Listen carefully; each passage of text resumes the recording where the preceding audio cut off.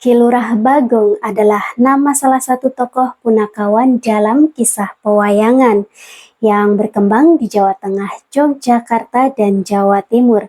Tokoh ini dikisahkan sebagai anak dari Semar.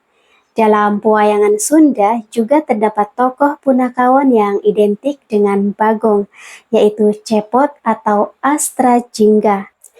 Namun bedanya, menurut versi ini, Cepot adalah anak tertua Semar. Dalam wayang Banyumasan, Bagong lebih dikenal dengan sebutan Bawor.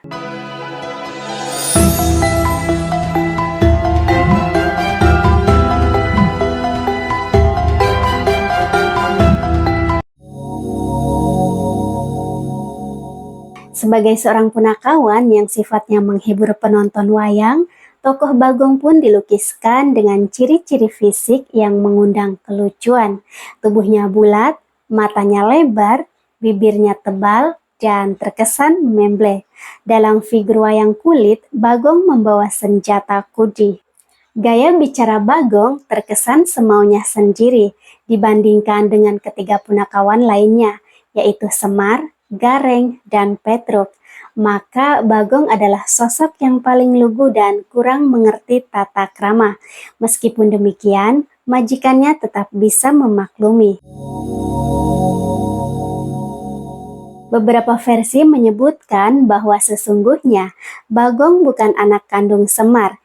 Dikisahkan Semar merupakan penjelmaan seorang dewa bernama Batara Ismaya yang diturunkan ke dunia bersama kakaknya, yaitu Togog atau Batara Antaga, untuk mengasuh keturunan adik mereka, yaitu Batara Guru. Togog dan Semar sama-sama mengajukan permohonan kepada ayah mereka, yaitu Sang Hyang Tunggal, supaya masing-masing diberi teman.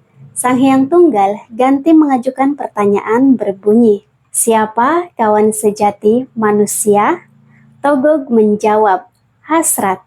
Sedangkan Semar menjawab, "Bayangan."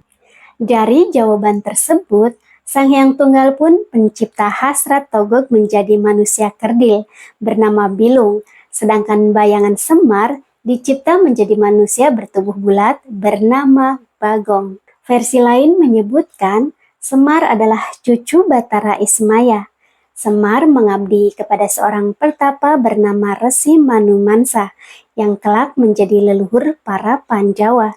Ketika Manumansa hendak mencapai moksa, Semar merasa kesepian dan meminta diberi teman. Manumansa menjawab bahwa temannya yang paling setia adalah bayangannya sendiri.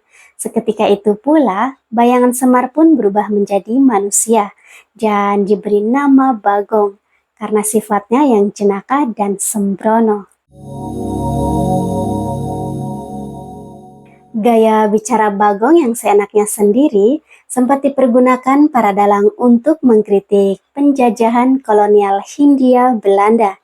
Ketika Sultan Agung meninggal tahun 1645, putranya yang bergelar Amangkurat menggantikannya sebagai pemimpin Kesultanan Mataram.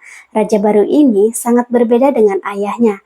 Ia memerintah dengan sewenang-wenang serta menjalin kerjasama dengan pihak VOC Belanda. Keluarga besar Kesultanan Mataram saat itu pun terpecah belah. Ada yang mendukung pemerintahan Amangkurat yang pro-Belanda, ada pula yang menentangnya. Dalam hal kesenian pun terjadi perpecahan. Seni wayang kulit terbagi menjadi dua golongan, yaitu golongan Nyai Panjang Mas yang anti Amangkurat dan golongan Kiai Panjang Mas yang sebaliknya.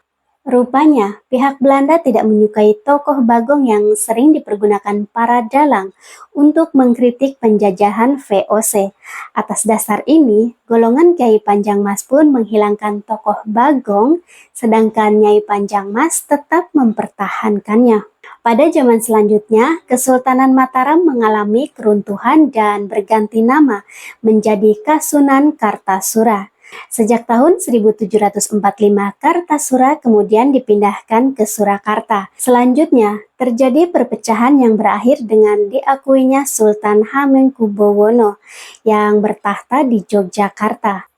Dalam hal pewayangan, Pihak Surakarta mempertahankan aliran Kiai Panjang Mas yang hanya memiliki 3 orang punakawan, Semar, Gareng, dan Petruk. Sedangkan pihak Yogyakarta menggunakan aliran Nyai Panjang Mas yang tetap mengakui keberadaan Bagong. Akhirnya, pada zaman kemerdekaan, Bagong bukan lagi milik Yogyakarta saja. Para dalang aliran Surakarta pun kembali menampilkan 4 orang punakawan dalam setiap pementasan mereka. Bahkan peran Bagong cenderung lebih banyak daripada Gareng, yang biasanya hanya muncul dalam gara-gara saja. Dalam pewayangan gaya Jawa Timuran yang berkembang di daerah Surabaya, Sidoarjo, Gresik, Mojokerto, Jombang, Malang, dan sekitarnya, tokoh Semar hanya memiliki 2 orang anak, yaitu Bagong dan Sarangaja. Bagong sendiri memiliki anak bernama Besut. Dalam versi ini, adik Bagong memang jarang dipentaskan, namun ada lakon tertentu di mana Sarangaja keluar, seperti lakon ADG, Kayangan Suralaya, di mana pada cerita ini menceritakan asal-usul Bagong dalam versi Jawa Timur. Tentu saja, Bagong gaya Jawa Timuran memiliki peran yang sangat penting sebagai punakawan utama dalam setiap pementasan wayang. Ucapannya yang penuh humor, khas Jawa Timur, membuatnya sebagai tokoh wayang yang paling ditunggu kemunculannya. Dalam versi ini, Bagong memiliki nama sebutan lain, yaitu Jambalita. Dalam pementasan wayang golek menak, Bagong versi ini memang bentuk wajahnya merupai cepot, mulai dari wajah, tangan, dan busananya persis seperti cepot. Tetapi Bagong versi wayang golek menak ini memiliki wajah berwarna hitam, berjubah hitam, memakai kaos belang merah putih, dan berhidung bangir. Bagong yang seperti ini disebut Lupit atau nama lengkapnya Kiai Lurah Lupit dari desa Karangsembung. Dia memiliki seorang adik yang bernama Slenteng. Slenteng sendiri adalah perwujudan Gareng versi wayang golek menak. Dalam Pakeliran, Lupit adalah seorang punakawan yang hidup pada zaman kerajaan-kerajaan Islam di Pulau Jawa.